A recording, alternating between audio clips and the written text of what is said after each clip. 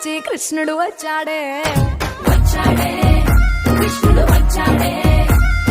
యమునా తీరాన ఉన్న రాధను చూశాడే